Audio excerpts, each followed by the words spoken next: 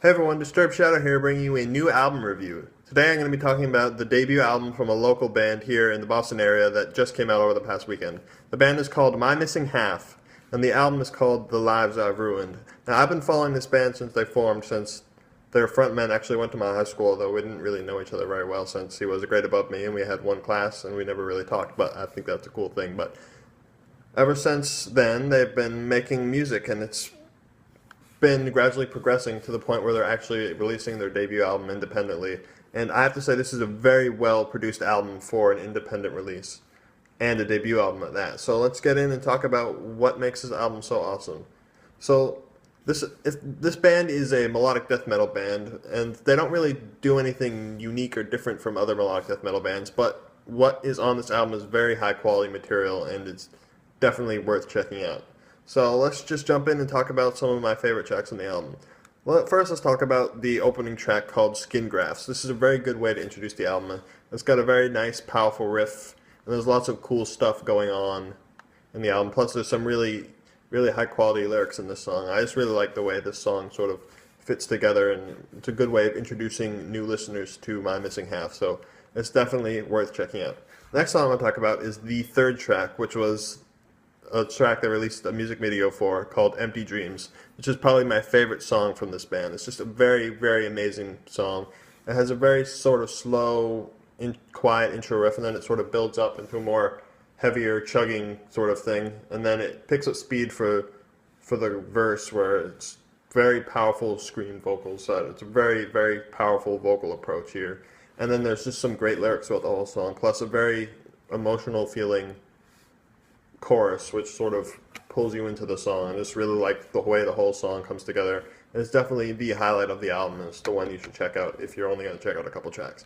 The next track I want to talk about is the fourth track, the title track, called The Lives I've Ruined, which is probably my second favorite song on the album. This song was actually released before the album came out, like last year or so, and they re-recorded it for this album, and it is a much better version of the song. It has a really cool riffs on it, and it just really pulls you in on the main riffs in the chorus. Plus there's a really cool part in the middle where they bring in some acoustic guitars. It's sort of a bridge, and then I just really like the way that the acoustic guitars blend into the song.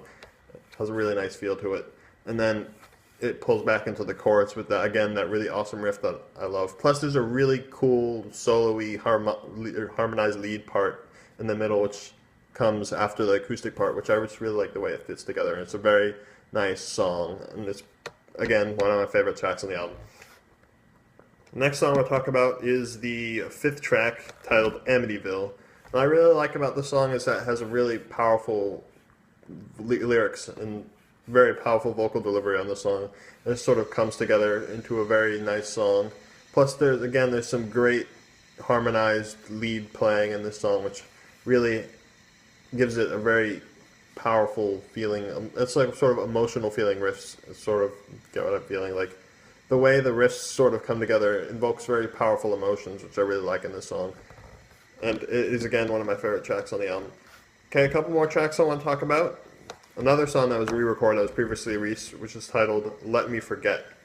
This song is, again, like, I didn't mention this earlier, but some of their earlier tracks sort of had cheesiness in the lyrics, but they've definitely improved a lot on this, but some of the songs still have a little bit of that. Like, this song is a little bit cheesy, but in a way that's sort of endearing. I like the way it sort of, they approach this song. Plus there's some really heavy riffs in this song, which are absolutely awesome, which makes this one of the tracks you should check out. And then one more track I want to talk about is the second to actually two more tracks I want to talk about. First, the second to last track, which is called a Mild Sedative, which is a short acoustic intro, instrumental, which it reminds me a lot of stuff you would hear from In Flames or from Shadows Fall when they do their acoustic, like they do short acoustic instrumentals, and it reminds me a lot of tracks from Shadows Fall, actually. So it's a really cool acoustic piece that sort of differentiates from the rest of the album, which is a very heavy, hard-hitting album, and then they sort of pull a fast one and do this interesting, different song, which has a nice, it breaks up the flow of the album a bit. And the last track I want to talk about is another track that was released. It was released a couple of months ago, just before the album came out, and it's called Petrified. And this has really cool riffing on the song. I just really love the way the riffs sort of come together on the album. Plus, there's some fantastic drumming on this song, which is, again, it's something that happens throughout the album. There's a lot of great drumming happening that sort of pulls everything together. So, again, those are my favorite tracks. Now let's actually go in and talk about what the different band members are doing. So let's talk about Pat and Bijan on guitars. There's a lot of really cool riffs on this album. It has the production on the guitars is very powerful, and it's very crunchy sounding, if you know what I mean. And it's very well. The production is very high quality for an independent release debut album, and it just sort of has a really good. I don't know. It just comes together really well. And then there's a lot of great harmonized parts, which I love from this band. They have a lot of harmonized lead parts, be it solos or more like sort of melodic bridge type things, or in the songs that they don't really have solos in. But the melodies on these tracks are fantastic, and the way they harmonize the guitars is really cool. Let's talk about Alex on bass. What I like about the bass on this album is it's turned up nice and loud so I can hear it.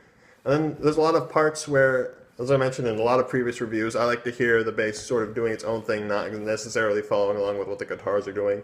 And there's a lot of that happening on this album, on tracks like Amityville and a couple other ones like, let me think.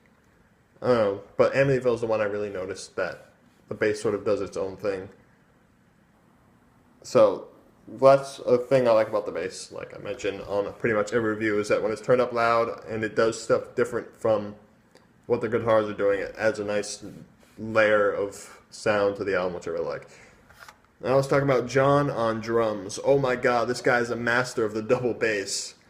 There's so much fantastic, powerful double bassing throughout this album that's just amazing. Plus, there's a lot of other cool fills to break up in between where it's transitioning from the more double bassy parts to the more non-double bass parts.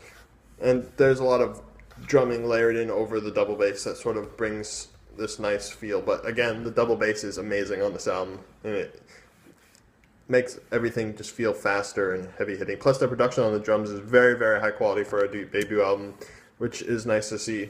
And finally, let's talk about Bijan on vocals. This guy is amazing. He's got really, really ridiculous highs that are just have a lot of power behind them. Plus, he can go really low and growly, and it just sort of the way he alternates between those different approaches works really well. Plus, he's got pretty decent mid-range vocals as well.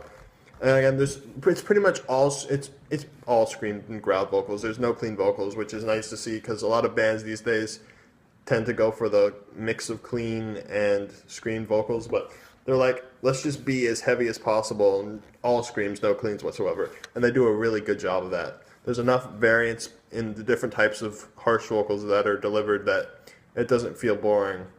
So there's enough mixing up on the vocals to keep things different. So that pretty much wraps up the review, except if I had to give it a rating, I'd give it around a 7 or 8. This is probably an 8, more like. This is a very, very good album. It is a fantastic album from this band, and I hope to see more from them in the future. And this is, again, a very fantastic and perfect album for a debut album that is also independently released. So props to these guys, and I hope to see more from them in the future. See you guys in the next review.